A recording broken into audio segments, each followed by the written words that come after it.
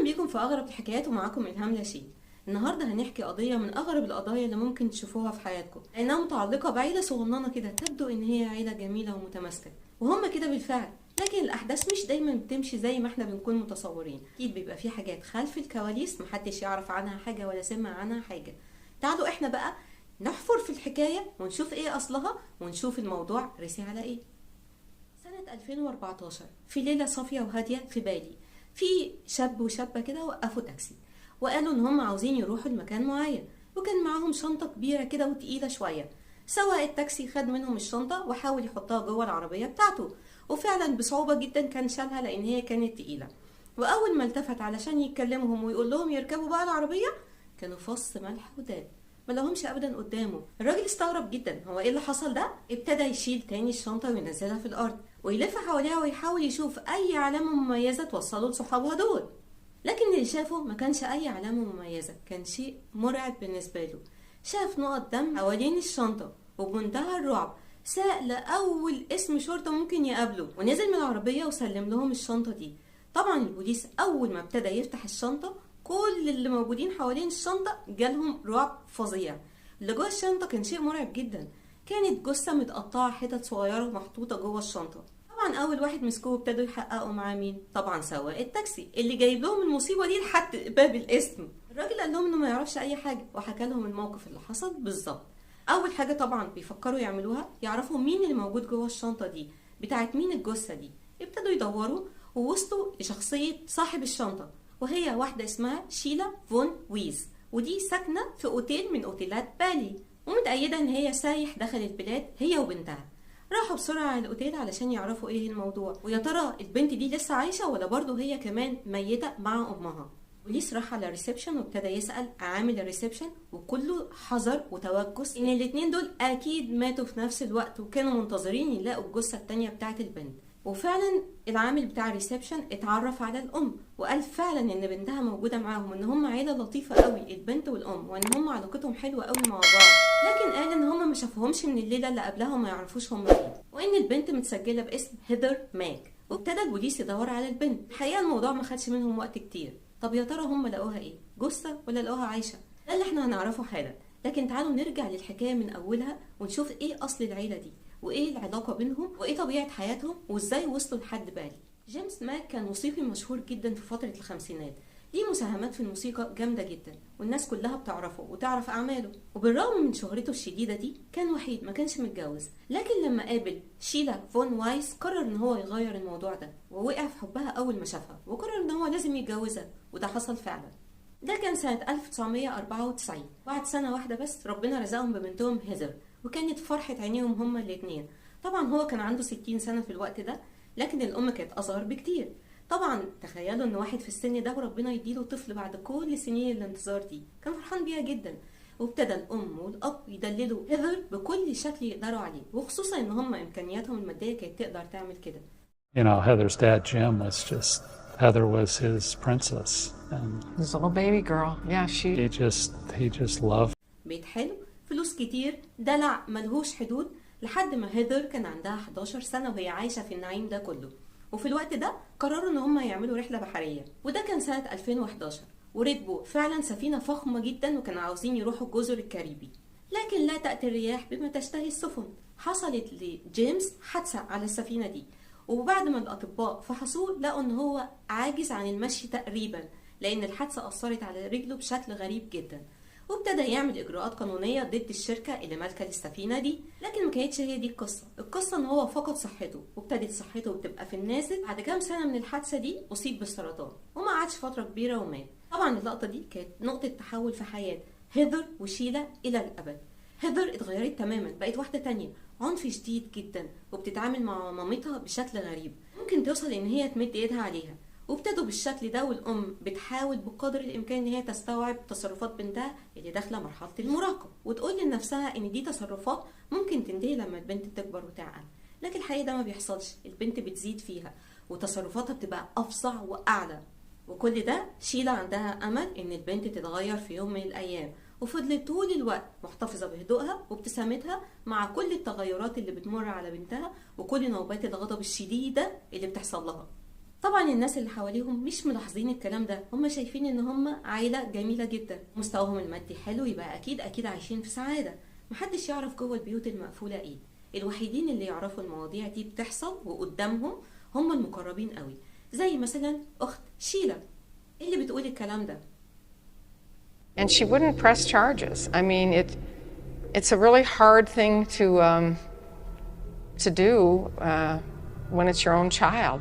You know, and I would, talk to her about, you've got to start treating your mom with respect. You've got to start going to school. وكمان شوية أصدقاء مقربين كده كانوا بيشوفوا التغيرات البشعة اللي بتحصل لهيثر، ودايما يحذروا شيلا إن في حاجة مش كويسة هتحصل لو هي فضلت ساكتة على تصرفات بنتها دي.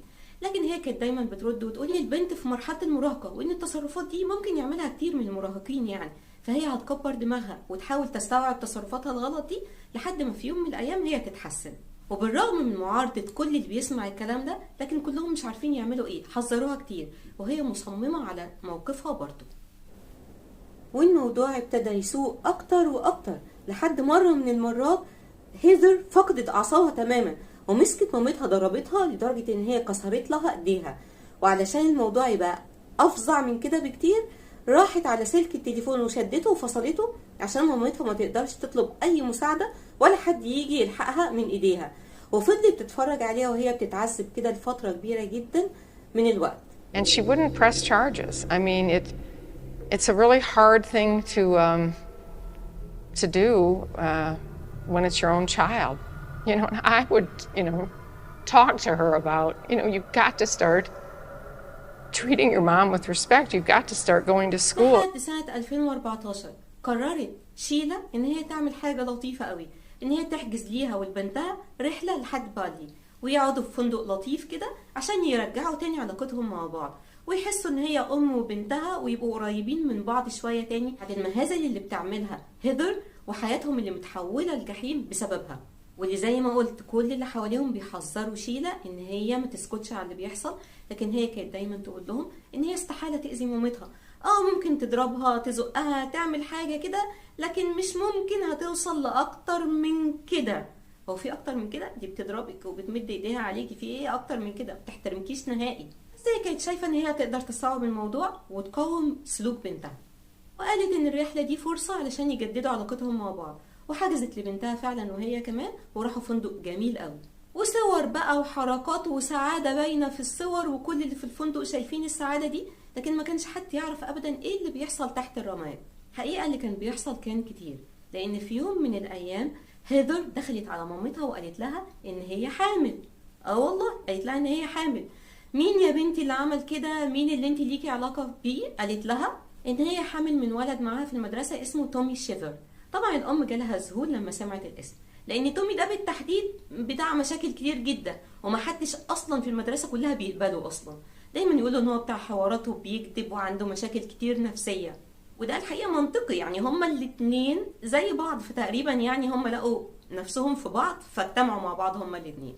الام طبعا صارت جدا لانها كان عندها ترتيبات تانية لبنتها، كان نفسها توديها مدرسه كويسه وجامعه كويسه ويبقى ليها مستقبل، لكن طبعا هيثر ما كانش في بالها كل الكلام ده، كانت منفضه خالص الموضوع، يعني هي عاجبها حياتها بالشكل ده، قصه بقى الجامعه والكلام ده مش بتاعتها خالص. الام طبعا صارت وطلبت منها ان هي تتخلص من الجنين، طبعا هيثر رفضت تماما، وقالت لها مصيبه تانية كمان، ان هي حجزت لتومي اوضه في نفس الفندق، وان هي سرقت الكريدت كارد بتاع مامتها وحجزت بيه الاوضه دي. الام ما بقتش عارفه تعمل ايه، كل اللي عملته ان هي خدت نفسها وخرجت بره الاوضه عشان حاسه ان هي هتموت وهي واقفه يعني، وسابتها بقى هي وتومي ده يعيشوا حياتهم، وقالت ان هي هتاخد اليوم ده مع نفسها، تتفسح في المكان وفي الفندق ومش عايزه تشوف حد منهم خالص. وده اللي عملته فعلا، خرجت وما رجعتش الا بالليل خالص. ودي كانت اخر مره عمال الفندق يشوفوا فيها الام والبنت، بعد كده ما شوفوهمش تاني ولا حتى تومي.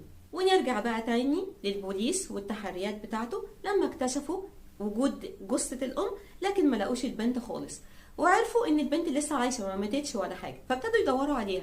الحقيقه الموضوع ما خدش منهم وقت كتير، هو يوم واحد بس ولقوها هي وتومي مستخبيين في فندق كده رخيص شويه.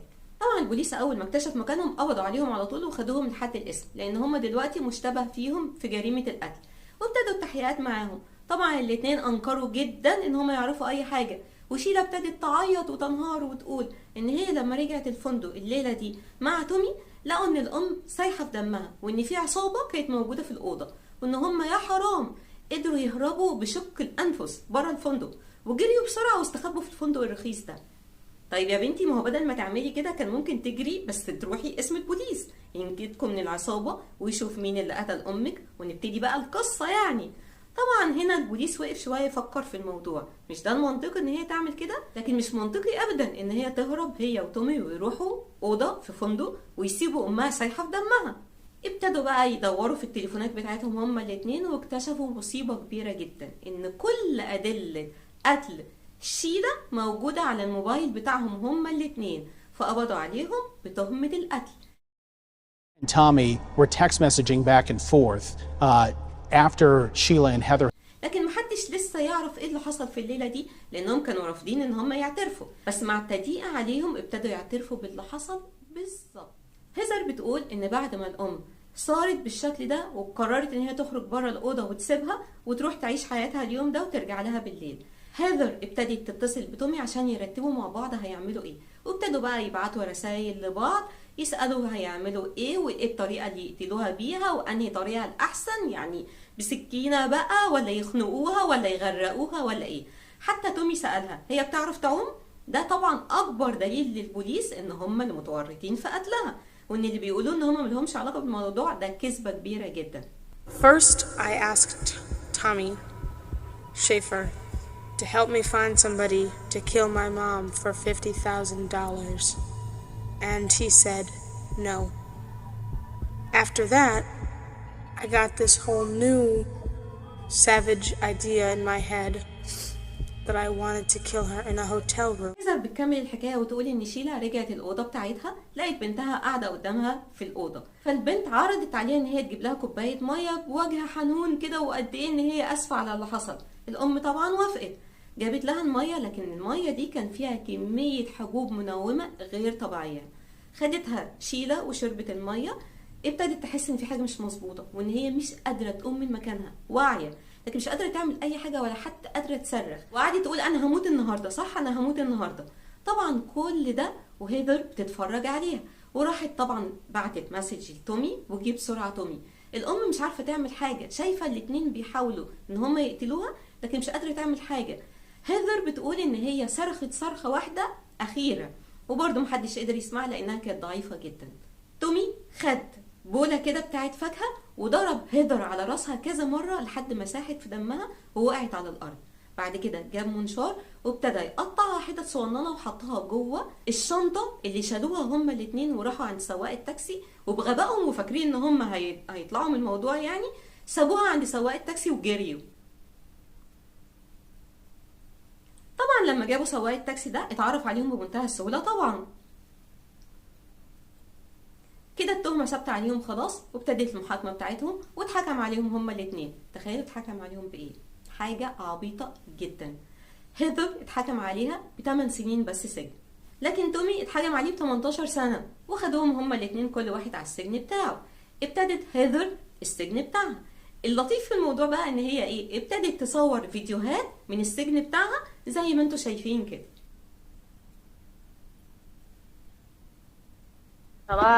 جلان على فكره كانوا سايبين لها التليفون عادي جدا ان تصور فيديوهات تتكلم فيه تعمل اللي هي عايزاه، مفيش اي مشكله خالص. يعني كان بالنسبه لها سجن 5 نجوم الحقيقه، مش سجن اصلا، وتكتب بقى وعايشه حياتها خالص ولا كأن حاجه حصلت، وضحك وهزار مع الناس ومع السجانات ومفيش اي مشكله بالنسبه لها.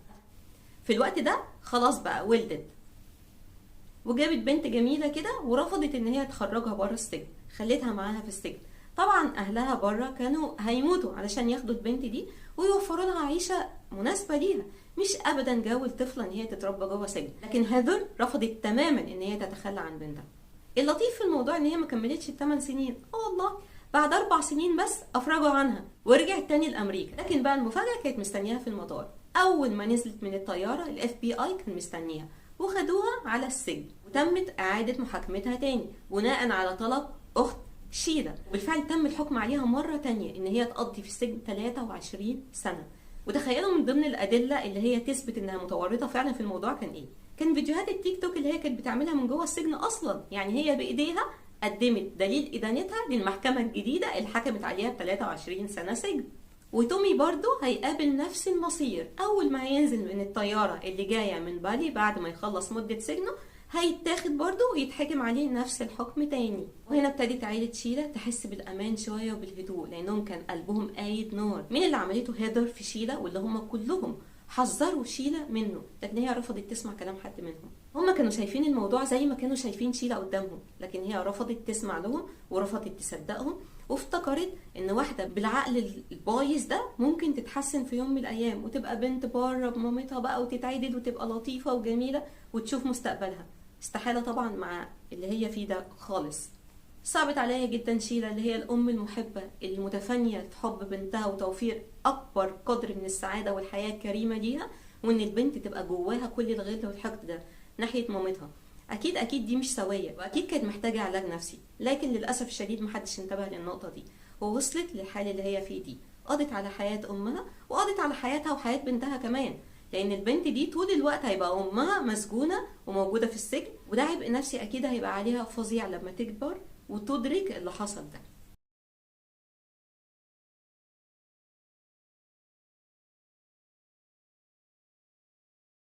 واتمنى سرد الموضوع النهارده يكون عجبكم، واستنوني في الحلقه الجايه وجايبه لكم قضيه جديده غريبه او حاجه غريبه من العالم الكبير اللي احنا عايشين فيه ده. استنوني.